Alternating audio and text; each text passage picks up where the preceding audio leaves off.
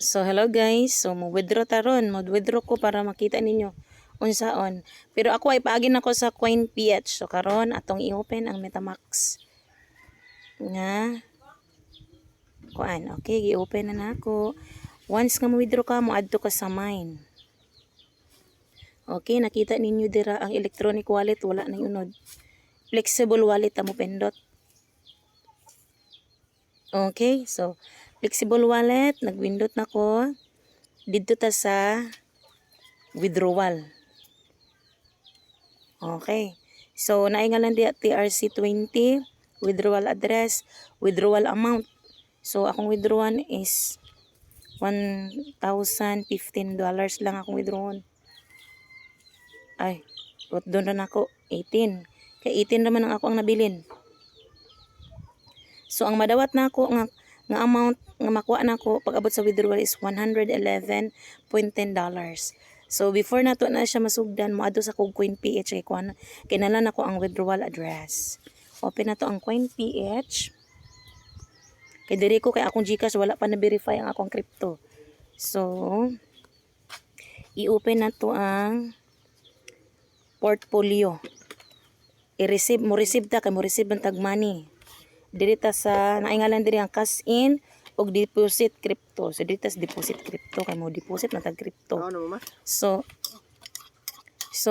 pangitaon na to ang USDT nga Tether. Kay mao man na ang ginagamit ni Meta. So kaning Tether USDT. So under ni Tether USDT pinduton na to ang Tron kay mao na ang ginagamit ni Meta. So mao na ni. So i-copy na to ang address ha. Copy ang address kay mo ni ang USDT address nga sinda ni Meta. Copy wallet address. Okay. So balik ta sa MetaMask. So ako nang ikopya ha ang ako ang i-copy paste na nako ako ang wallet address. So here we go. Confirm. Kunya na kay confirm na ata day tay kuan sa withdrawals instruction. So ko $10 pwede na kaka-withdraw. So sa case nako na mo kay $118 withdraw nako na $10 to $100 na i-tax nga 8%. $100 to $500 na ay 5% tax. 500 to 1,000 na ay 1,000 tax. Ang 1,000 above wala siya tax. So mas maayog dako gyud pero kung kinahanglan nimo di po kabot ani mita og mo-withdraw ka. So pag gusto ka diha. Okay, so confirm na ko. So naamang ko'y kuan kanang transaction password dili gina nimo kalimutan kay importante kay nakaimuha man na. Okay, so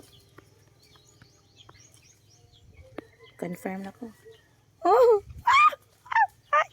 Hala ka.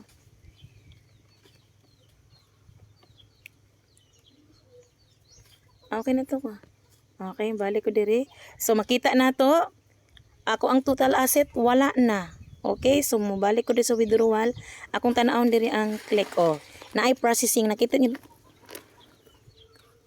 Naanay processing nakita na ninyo na, no? So ako gistadihan gyud ako sa pag-withdraw no.